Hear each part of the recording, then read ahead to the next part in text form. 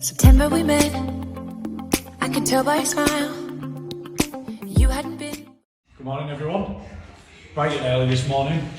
It's like, well, not even 7 o'clock yet. I'm here at the crack of dawn. So, straight back at it, we had a couple of issues last night. Well, not last night. My mate messaged me about the fuel system. Do you know the fuel filler coming up out of the boot floor? He said we're going to have to, I did think about this, but he said we're going to have to put a firewall in, do you know, in between the fuel filler neck and the cockpit, do you know, where I'm sat obviously. So he said you need a rollover protection in the tank on the breather system. We've determined I've got the stock one still in place, you know, the little valve that in case you went over onto the roof, fuel can't spill through the breather system. Because obviously when you put fuel in, the air has to go out, and then also when fuel gets used, air has to come in to replace the lost volume of fuel. It's just how it works.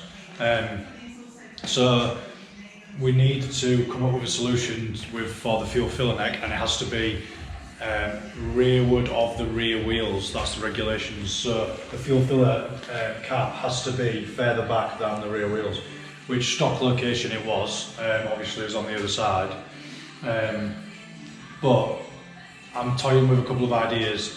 I don't know what people think, but I either go for an aero catch, you know, like a typical, I've forgotten what the make of them are. I'll tag it the name of it here when I remember later. Can't remember. They're about 80 quid, and they come with the spout, 2-inch spout, and they just have a lockable, like little aluminium thing, or you can get loads of, you can get a few different types of ones. But we either do that, or I put the stock one back in the back bumper. I don't know what people think, but I'll put it on, I'll show you now. I'll grab the light and I'll show you what it looks like.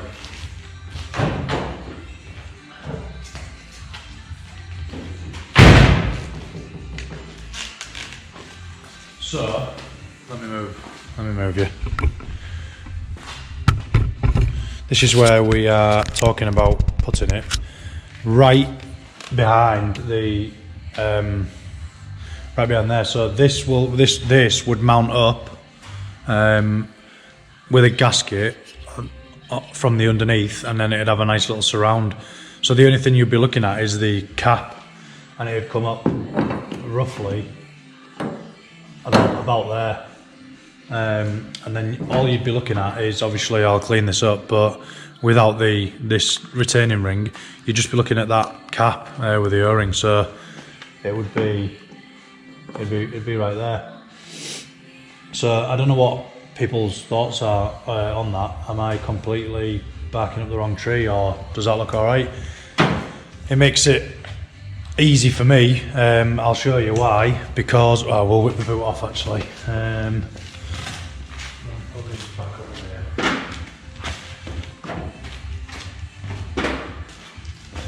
So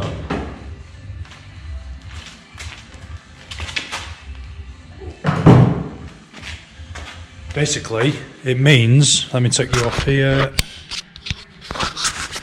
it means the fuel filler neck was originally going to come up around this sort of location. Get me the light. God, it's messy in here. Yeah, fuel filler was originally going to come up here, this sort of area. So if we look under the car, so if we look where it comes out just like here, which is, obviously, there's the boot floor here. So if we ran just some aluminium pipe coming all the way back from there, then we'd just get to the bumper here. Get the light again. So we'd get to the bumper here, and because obviously we're coming through underneath here, and we'd just elbow straight up in the centre here. Go straight in. I don't know. What do people think? Let us know. Write in the comment or drop me a message. Yeah. Anyway, what we're going to do today is we're going to continue with the wiring. I wired up the the time tag light, you know, the this light thing, this one. I wired that up. I got negative, and then the 2 switch wires. I used some existing boot latch locking mechanism to go to the switch in the front, and then all I've got to do is I've got to put, if you can see there, I've just got to wire a switched ignition live, and then the lights, you know, when you turn the lights on and off, which is, so literally I just need to run just that red and white chaser there. That's the light power supply, you know, side lights, tail lights, whatever. So that one to that one, and then I might have to run a switched ignition live because I don't think there is one on here. But that's simple enough. We've got some spare wires that I left in the room on purpose, you know, for that. If not, we've got loads of spare wire there. But yeah, aim for today then is to, I'll put it back on there, to get the wiring boxed off, I think, get it all neat and tidy, and then connect the battery and make sure, I've got a little underlying worry, make sure the battery, make sure the immobiliser, I've deleted the full immobiliser, and from my understanding, I don't know if I'm dead right here because this is not an area that I've looked into before, but the factory immobiliser for the new age cars, it basically goes from the ECU through one of the auxiliary ports, another auxiliary port, not like the typical auxiliary port, and it goes to an immobiliser box, an alarm box, and then that alarm box connects to another box underneath the steering wheel, what's in like a protective metal casing with security screws on it. In that box is like a little coded box that's specific to that ECU, and then it has a pickup to like a halo ring that goes around the ignition barrel. So when you put your key in, the key's got a little chip in it. That magnetic field looks for the signal from the chip in the key, and then it sends it back to that box. Says yeah, it's the right signal, you know, it's the right coded chip, and then that sends a signal back to the ECU, back to the immobiliser, and then the immobiliser sends back to the ECU. Yeah, it's the right one. But there's 2 things I'm thinking. Firstly, I think Andy Carr has disabled the looking for that code. Do you know what I mean? The whole process. I think he's disabled it. And also, even if he's only just disabled the box under the steering wheel code side of things, which I'm pretty sure he has, surely the 2 wires from the ECU, the 2 wires of the ECU that go to the immobiliser is switched ignition live, and the auxiliary, you know, the auxiliary 4 or whatever it is. So I'm thinking it either requires, it's going to take some sort of input through that auxiliary port to enable the ECU to activate the fuel pump through the fuel pump control module. So it's either going to take a ground, it's going to take nothing, just be open, or it's going to take the 12 volt switched ignition live, which would make sense, which is why they're both going out.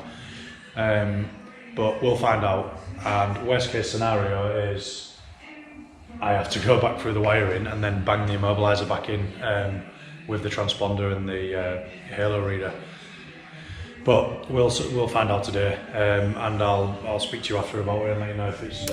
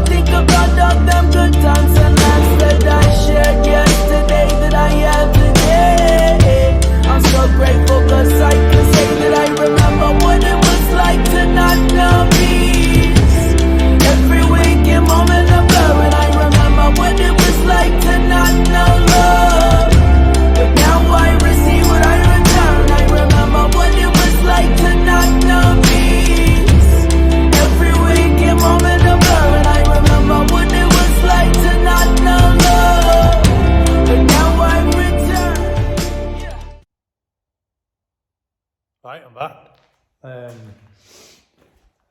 Yeah, we've smashed out all the, I say we, I keep saying we, I mean I. There's only me doing it. I've done all the loom, not all the loom, but I've had, it's just getting a bit like monotonous, you know, like it drags and drags doing the wiring, but I've ripped out all the wiring that I don't need. I've tested it. I had to delete a relay because the alarm spoke, in short, the alarm spoke to a relay, energized a relay, which then allowed the ignition to tell the starter motor to turn, if that makes sense. But anyway, I had to delete that, and then it turns the engine over now, it's fine. Fuel pump engages and the engine turns over. Obviously, I ain't got the fuel system built yet, so I can't test it, I can't run it, but in theory, we could have tested it today if we'd had the fuel system here. But anyway, I got the boot. You would have just seen on the time lapses that I just did. I got the boot drilled off. They're a fucking nightmare. I don't recommend anyone doing them who hasn't got a lot of patience because they're fucking horrible. But they're on. They're not so much quick release. They're staying on, and that's it. So yeah. I sat on it, you can see my ass print there, look. I sat on it earlier, it's fine. Other thing we've got done, I'll go show you that inside. I got, what else did I do? I put the wiring out. Just put the wiring up across there, so it looks tidy. Pulled some more wires through for the AFR gauge, boost hose stuff. That needs to connect to there. What else do we do? Yeah, brake lines can go in, the strut brace can go back on. It's nearly about done in there. I'm waiting for the boost pipes. I tidied up that little mess that I made the other day in there and put some nice rubber edge jimming around it, which came next day actually. I only ordered it yesterday, maybe? I don't know, can't remember. But I still haven't done the brackets for the bumpers, but I'll show you inside. Inside looks quite good. We've done a couple of things. I don't want to go on for ages because the video's already quite long. So that's what the inside looks like. This side, we've got the fuel pump wires in down here, and the switch wire. So we've got fuel pump, time attack light, anti-lag. All them are on. We'd actually need these, but I think I'm going to leave that heater button, that one, because I want to use that for the new heated windscreen. Accusump gauge plumbed in, all these are plumbed in, the gauge on the top, everything works. Accusump's in, plumbed in, got to make the box around it. ECU's up there. Clutch, brake, throttle, all plumbed in. I've done this much of the loom, as you can see. I've just got that bit to tidy up. It looks bad, but it's not. It's like an hour. It's not bad. My dad just popped up. His van's, we've got to sort something on his van. It's stupid easy, I think, or I don't know what it is. The dash, it all works anyway. Have I got the keys? I'll turn it on and show you real quick. But yeah, all the dash, is it still 2 minutes? No, not 2 minutes. Yeah, I'll just turn this camera on and show you. So, yeah, everything works. You can hear the fuel pump working, and then if you wanted to, let me just check its auto gear. Obviously, the engine turns over. So, didn't sound very healthy, but there is 8 litres of oil, you know, because obviously I've emptied the Accusump. There's 8 litres of oil in there, and it's 50 weight oil, so. Yeah, it doesn't like turning it over too quick on that little lithium pipe battery. The other major thing we've got done today, let me just turn that light off. Yeah, the other, and the battery. 2 secs. Yeah, the other major thing we've got done is the fuel filler neck is in the bumper. And I've just made some little carbon spaces, which are going to space out the bracket that goes underneath there. and then I'm literally just, I bought this Samco Fluoro hose, which is like rated for fuel. Bought that, it's not long enough, but you can't win them all. So I'm just going to buy that real expensive, I think it's like 20, is it 40 quid a metre, something like that. The fuel, flexi fuel stuff, I'll put a picture up here. Yeah, that's just going to go straight from the bottom. I ain't got the torch, but I'll show you quickly. It's going to go straight from the bottom there where it comes out, you can see, and then it's just going to go straight to the fuel filler neck there. So yeah, I might put a little, I've got a bit of carbon. Oh, I've got loads of carbon laying around everywhere, but I might make a little fascia and put that around the thing. But I've just ordered some little stainless bolts and stainless washers, do you know, so it looks nice, but it don't look too out of place, I don't think. It does a job anyway, but I'm not going to go on any, that's what we've got done today. It's starting to look quite good. It looks quite good from there, doesn't it? But yeah, another step closer to having it finished. Tune in tomorrow. I'm be doing more of the same shit. Take it easy.